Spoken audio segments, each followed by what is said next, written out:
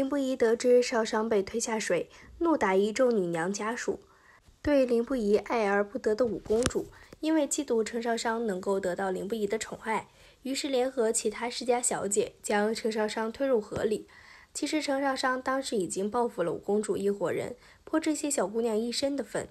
但是这个事儿是瞒不住林不疑的。结果林不疑知道后气疯了，觉得程少商你是不是拿我不当老公当可以依靠的人，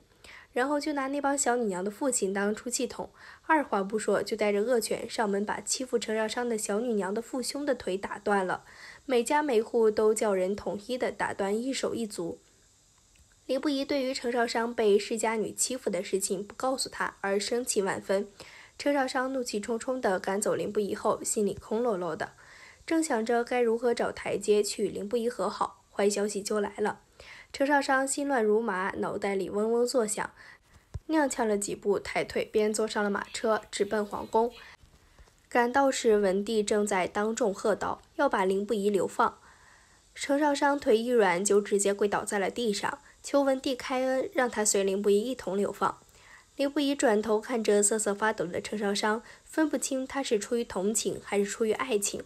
程少商一向有恩报恩，有仇报仇，今日若不是因为林不疑一定要为程少商出头，当着御史台大人的面把整蛊烧伤了女眷的他爹给打了，程少商会和林不疑共进退吗？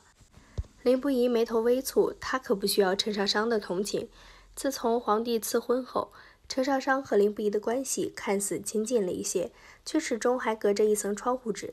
林不疑很多次都想要再往前走一步，问一问程少商到底爱不爱自己，可他却不敢，因为他害怕被程少商拒绝，更害怕程少商迫于压力编造谎言。文帝看到程少商决意要与林不疑有福同享有难同当时，一时间就消了怒火。作为磕 CP 的头子，文帝决定帮林不疑试试程少商的心意。文帝清了清嗓子道，那就罚林不疑去领50个板子，外加写一份悔过书吧。说罢又使了个眼色给三皇子。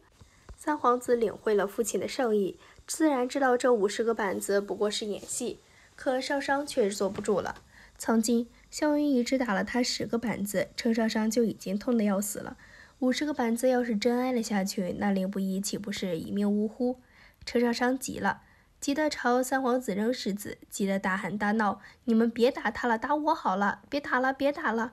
程少商的愤怒与害怕把他自己也吓了一跳。那一刻，程少商才意识到，原来自己早就爱上了林不疑，只是嘴硬不愿意承认罢了。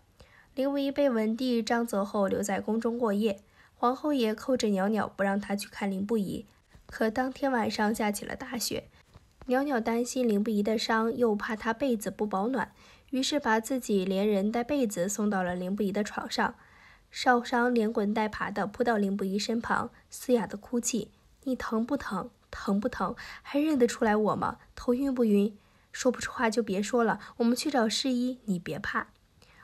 皇帝见计已受出，甚是圆满。少商啊，子胜这一身的伤可都是因为你而来的，以后你行事要多想一想子胜，夫妻一体，你的一举一动总会牵连到他。